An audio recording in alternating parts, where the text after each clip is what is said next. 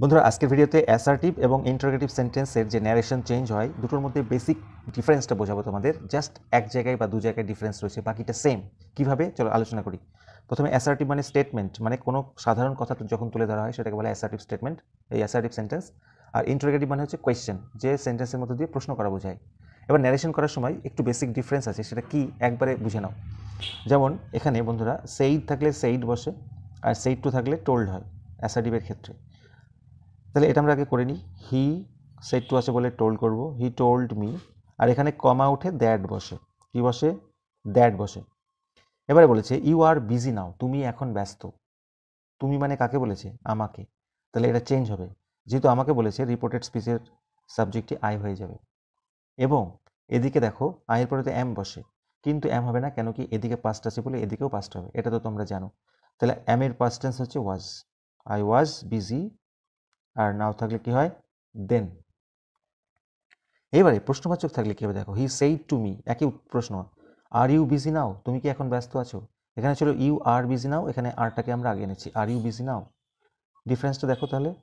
এখানে বন্ধুরা সেইড বা সেইড টু যাই থাক না কেন আস্কড হবে, asked me.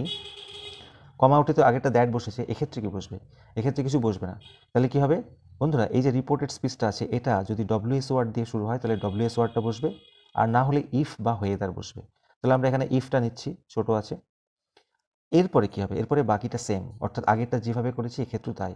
Are you busy now, তুমি কি এখন ব্যস্ত, আগে সবসময় সাবজেক্টটা চেঞ্জ হয়ে বসবে। তাহলে এটা আমাকে বলেছে, আই হবে। আয়ের পরে তো এম বসে, কিন্তু এদিকে যেহেতু পাস্ট আছে এদিকেও পাস্ট হবে। আই ওয়াজ বিজি নাও থাকলে দেন। দেখো আই ওয়াজ বিজি দেন, এখানেও আছে আই ওয়াজ বিজি দেন। তাহলে কোথায় ডিফারেন্সটা হলো? এখানে ইফ বা হয়ে ডব্লিউএস ওয়ার্ড থাকলে ডব্লিউএস ওয়ার্ড বসবে, আর এখানে সেইড টু থাকলে আক্সড হবে। ওকে, আর একটা এক্সাম্পল বোঝা যাক। যেমন ধরো রহিম সেইড টু মি, রহিম আমাকে বলল, ইউ নো দিস, তুমি এটা জানো। তাহলে এটা একটা অ্যাসার্টিভ সেন্টেন্স। তাহলে আমরা কি করব? রহিম সেইড টু থাকলে কি হবে? টোল্ড মি, রহিম আমাকে বলল, কমা উঠে দ্যাট বসে, বসলাম। ইউ নো দিস, তুমি এটা জানো, তুমি মনে কাকে বলেছে? আমাকে। তাহলে আইটা ইউটা চেঞ্জ হয়ে আই হবে। এবার কি হবে? আগেটা তো ওয়াজ ওয়ার বসালাম, এক্ষেত্রে কি আছে? না, এখানে যখন দেখো কোনো অ্যামিজ আর নেই, যেটা পাস্ট টেন্স ওয়াজ ওয়ার করে দেবো। তাহলে এখানে আমরা কি করবো? এখানে মেইন ভার্বের পাস্ট টেন্স করবো, যেহেতু এদিকে পাস্ট আছে। সেইড টু আছে বলে এখানে আমরা নো এর পাস্ট টেন্স নিউ করে দেবো। ইফ আই নিউ, আর দিস থাকলে কি হয়? দ্যাট। তাহলে Rahim told me that I knew that, দুবার দ্যাট হচ্ছে, একটা কমা উঠে গিয়ে আর একটা দিসের পরিবর্তে দ্যাট হয়েছে। এবার এই যে ইন্টারোগেটিভ সেন্টেন্সটা, এটা কি হবে দেখো, রহিম সেইড টু মি, একই প্রশ্ন, ডু ইউ নো দিস, এখানে ছিল ইউ নো দিস, এখানে আছে ডু ইউ নো দিস, প্রশ্ন করছি। তাহলে রহিম সেইড টু থাকলে কি হবে বললাম? প্রশ্নবাচকের ক্ষেত্রে আস্কড মি, রহিম আমাকে জিজ্ঞাসা করলো। ডব্লিউএস ওয়ার্ড দিয়ে শুরু হলে ডব্লিউএস ওয়ার্ডটা বসতো, অন্যথায় ইফ বা ওয়েদার, তাহলে ইফ বসালাম। এবার দেখো ইউ নো দিসটাই রইলো, এখানে যেমন ইউ নো দিস ছিল এখানেও ইউ নো দিসই রইলো। তাহলে আগে সাবজেক্টটাকে চেঞ্জ করে বসাতে হবে, কাকে জিজ্ঞেস করেছিল? রহিম আমাকে, তাহলে ইউটা চেঞ্জ হয়ে আই হবে। আচ্ছা, এদিকে যেহেতু পাস্ট আছে আমাদের এদিকেও পাস্ট করতে হবে, নো এর পাস্ট টেন্স নিউ। ওকে, আর দিস থাকলে তো দ্যাট হয়। তাহলে এখানে আক্সড করলাম, এখানে ইফ বসালাম, আর এখানে পুরো এটার মতো হয়েছে, আই নিউ দিস, এখানেও দেখো আই নিউ দিস।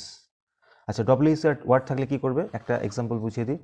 যেমন ধরো শি সেইড টু মি, সে আমাকে বললো, হু আর ইউ, তুমি কে? তাহলে প্রশ্ন করছে, আমরা কি করব? শি আস্কড মি, কমা উঠে যাবে, আর ডব্লিউএস ওয়ার্ড দিয়ে শুরু হলে এই সেন্টেন্সটা আমাদের ডব্লিউএস ওয়ার্ডটাই বসে যাবে। বোঝা গেল? এবারে আগে সবসময় সাবজেক্টটা বসবে, যেমন এক্ষেত্রে আমরা সাবজেক্টটা আগে এনেছিলাম ইউটাকে। তাহলে সে আমাকে জিজ্ঞেস করলো, তুমি কে? তুমিটা হচ্ছে সাবজেক্ট, তাহলে ইউটা আসলে কাকে জিজ্ঞেস করেছে? আমাকে না, তাহলে আই হয়ে যাবে। আচ্ছা, এরপরে টেন্স অনুযায়ী ভার্ব বসবে, এদিকে যেহেতু পাস্ট আছে এদিকেও পাস্ট বসবে। আয়ের পরে কি বসে? এম, কিন্তু এটা হবে না কেন? এটা যেহেতু পাস্ট, এদিকেও পাস্ট করতে হবে, আয়ের পরে ওয়াজ হবে পাস্ট টেন্স, এম এর পাস্ট টেন্স ওয়াজ। তাহলে she asked me who I was. তাহলে বন্ধুরা তোমাদের জন্য এটা টাস্ক রইল, she said to me who is the man, মানুষটি কে? তাহলে তোমরা ইন্টারোগেটিভের নিয়মে এটা অবশ্যই কমেন্টে জানাও। Thank you so much for watching this video. যারা সাবস্ক্রাইব করেনি অবশ্যই সাবস্ক্রাইব করে নিও।